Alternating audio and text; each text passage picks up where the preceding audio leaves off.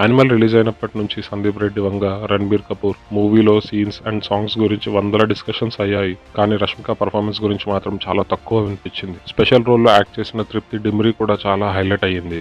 యానిమల్లో రష్మిక అనగానే ఆ ఒక్క డైలాగ్ని పట్టుకొని నంబర్ ఆఫ్ ట్రోల్స్ చేశారు, ఎస్పెషల్లీ నార్త్ వాళ్ళు. బట్ సినిమాలో రణబీర్ తర్వాత ఎక్కువ స్క్రీన్ టైం ఉంది రష్మికకే. మరి ఆ పర్ఫార్మెన్స్ గురించి ఎందుకు మాట్లాడలేరు అనేది నాకు అర్థం అవ్వలేదు.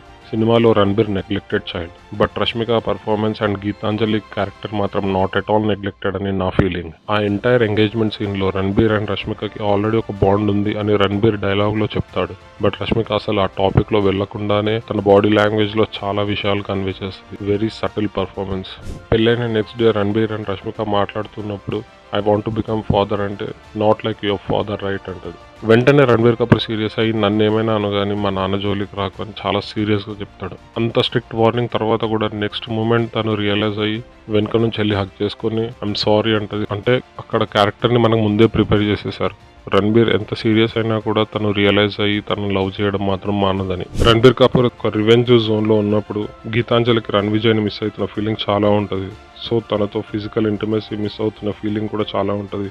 అది చూపెట్టడానికి డైరెక్టర్ నార్మల్గా ఉండకుండా తనకు ఒక మోడర్న్ డ్రెస్ వేసాడు. ఒక స్ట్రాంగ్ ఎక్సైట్మెంట్ చూపెట్టాడు తనలో. ఎస్పెషల్లీ ఒక్క సీన్లో క్యారెక్టర్లో ఎన్ని వేరియేషన్స్ ఉంటాయంటే ఫస్ట్ రణ్విజయ్ దగ్గరకు వచ్చినప్పుడు ఒక స్ట్రాంగ్ ఎక్సైట్మెంట్ ఉంటుంది.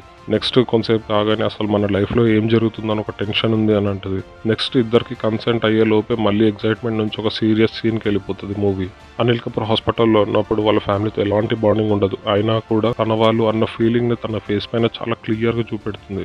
రణబీర్ని ఐసీయూలో వెళ్లకుండా ఆపేసినందుకు, రణబీర్ని చూసి తన పొజిషన్ ఇంట్లో ఎక్కడుందో అన్న ఫీలింగ్. రణబీర్ సిస్టర్తో ఎలాంటి పరిచయం ఉండదు, బట్ రణబీర్ని తన సిస్టర్ ఇన్ని రోజులు ఒక్క ఫోన్ కాల్ చేసి డాడీ ఎలా ఉన్నాడో కనుక్కోలేకపోయావా అని నిలదీసినప్పుడు వెంటనే రష్మిక మీరు కూడా ఎవరు కాల్ చేయలేరు కదా ఇన్ని రోజుల నుంచి అని వెంటనే చెప్తుంది.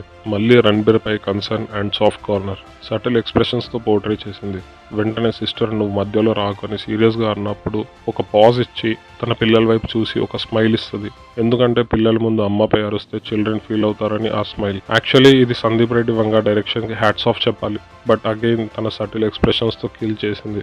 ఇంకొక సీన్లో రష్మిక పేరెంట్స్ తనని కలవడానికి వస్తారు. రష్మికపై కన్సర్న్ చూపిస్తారు and at the same time Ranbir సిచ్యువేషన్ని తక్కువ చేసి మాట్లాడతారు. మళ్ళీ ఇక్కడ డిఫెన్స్. తనని అంటే తీసుకుంటుంది కానీ రణ్విజయ్ని తక్కువ చేసి మాట్లాడితే మాత్రం ఇమ్మీడియట్ రియాక్షన్, అది ఎవరైనా సరే. రణ్విజయ్ గీతాంజలితో రూడ్గా బిహేవ్ చేస్తాడు.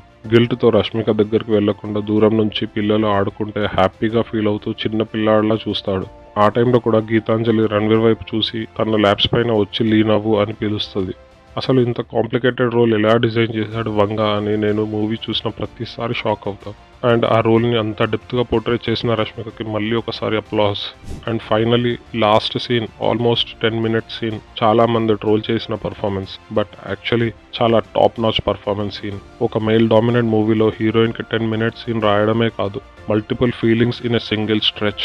Hats off to Sandeep and Rashmika both for writing and performing.